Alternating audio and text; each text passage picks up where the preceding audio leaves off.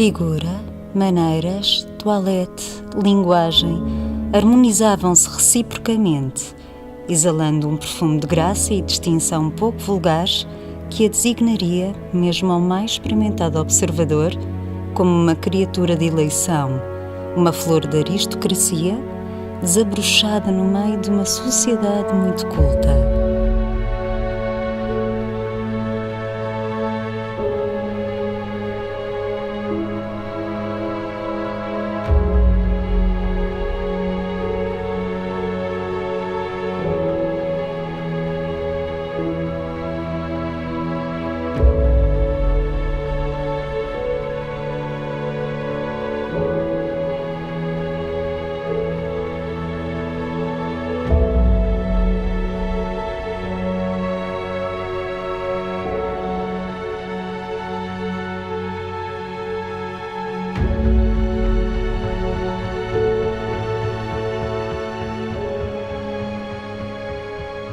Assim elegantemente fechada ao sul, terminava com a mesma elegância ao norte, por um castelo árabe em ruínas, no cimo da escura barroca e pelos dois palácios junto à Estrada Real.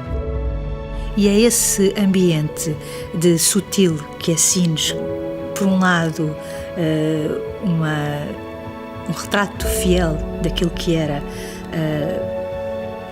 a arquitetura, os edifícios, o património, que até hoje alguns se mantêm, outros não.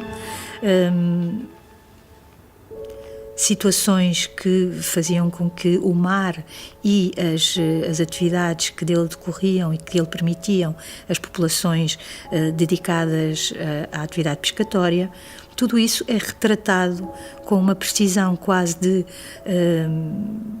pintura realista e ao mais ínfimo detalhe, como podemos observar depois quando conseguimos recuperar as imagens dos espaços e dos patrimónios que estão a ser descritos, mas imaginemos, à época, o sentirem-se confrontados com a própria identificação dos personagens, os próprios e as próprias. Na altura, no princípio do século XX, alguns dos exemplares corriam e passavam de mão em mão e eram adquiridos e encontravam-se em alfarrabistas depois com anotações que vêm comprovar a tentativa, quase como que num jogo, para se conseguir entender quem eram as pessoas e identificar essas mesmas pessoas. Naturalmente que os melhor retratados sentir-se-iam agradados com essa descrição, mas aqueles que viviam mais, digamos, das aparências, provavelmente não iriam gostar-se. Mal comparado, pergunto-lhe como se sentiriam os personagens dessa de Queiroz se, por exemplo, no Crime do Padre Amaro, se identificassem pessoas de carne e osso naquela época. Portanto, o que Cláudia de Campos faz é estampar para a eternidade uma série de situações que podiam ser plasmadas ao longo de todo o país e de todo o mundo. Ela era filha de pais virtuosos e honestos, recebera lições que jamais de todo se desaprendem, crescera rodeada de salutares influências e por mais que fizesse e dissesse, o amor não se representava elevado e completo, senão no casamento, como se fossem dois irmãos invencivelmente ligados um ao outro, incompletos um sem o outro e só poderosos um pelo outro. A Cláudia, mais novinha, aqui deste lado, e depois a Cláudia, já uma senhora.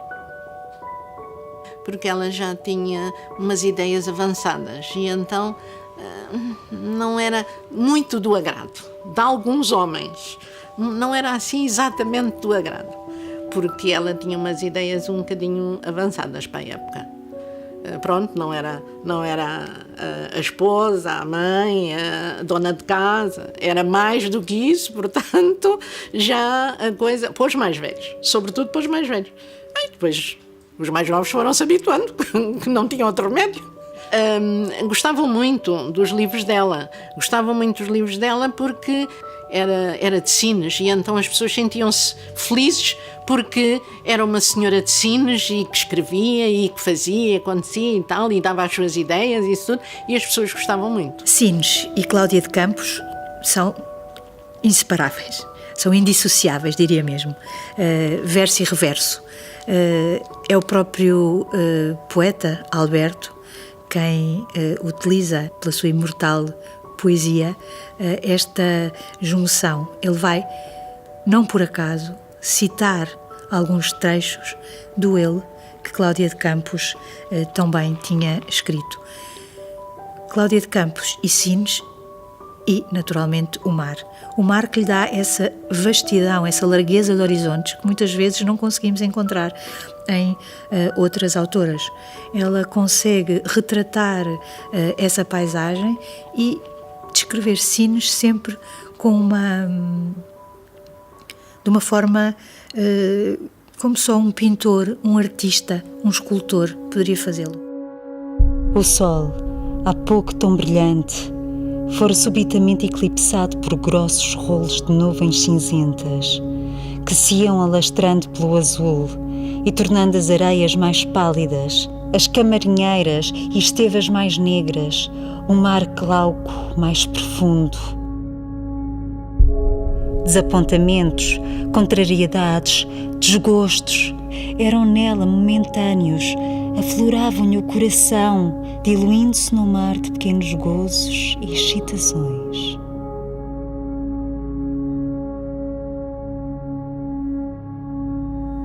Amava o amor, mas não amava ninguém. O devorador turbilhão que a envolvia não a deixava escutar-se, analisar-se, entender-se. Tudo passava por ela à superfície, deixando o verdadeiro fundo do seu ser intacto e obscuro aos seus próprios olhos.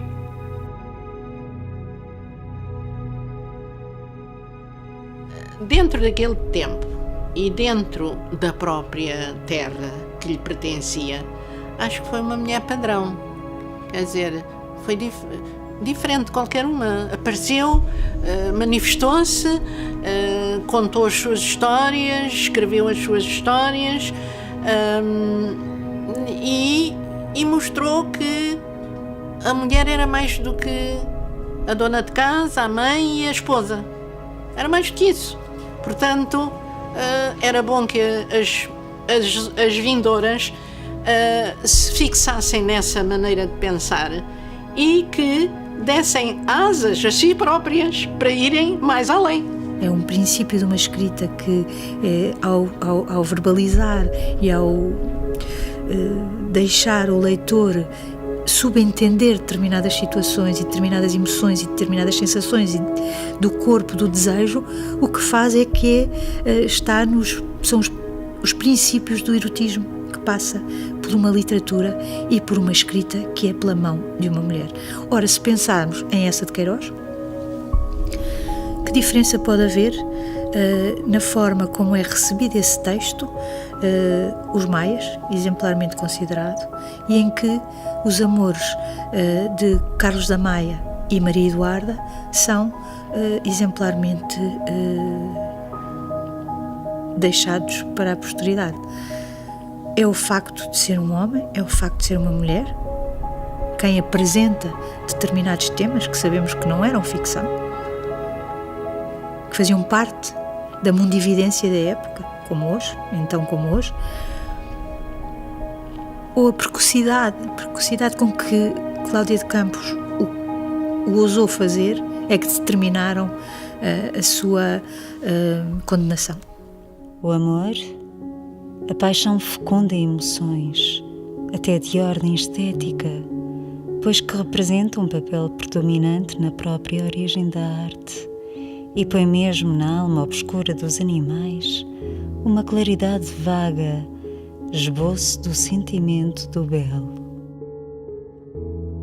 Faltas graves, perjúrios, vergonhas, pecados, elegantes tais aventuras? Engano, a suprema distinção é o bem. Superior a todas as paixões é a virtude da alma que as domina. Neste ponto, travou-se nela uma curiosa luta entre os novos e os velhos ideais.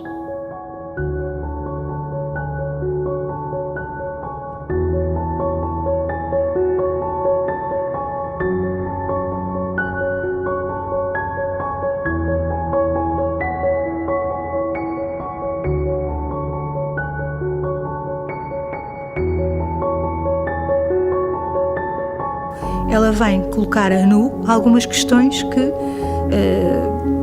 não foram bem recebidas na sociedade de então.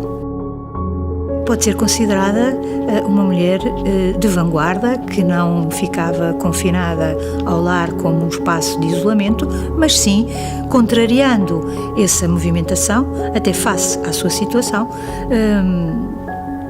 escrevendo ser mãe, educar os seus filhos e fazer face a todas as circunstâncias que são próprias da sua vida. A obra dela era multifacetada, riquíssima.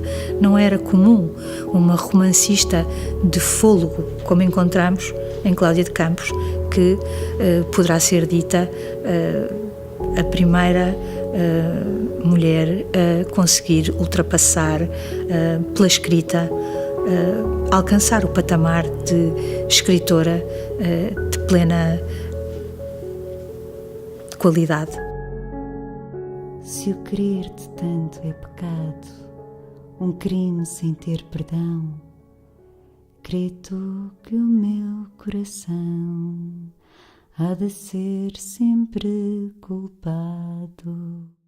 Eu hei de amar o meu bem, eu hei de amar o meu bem.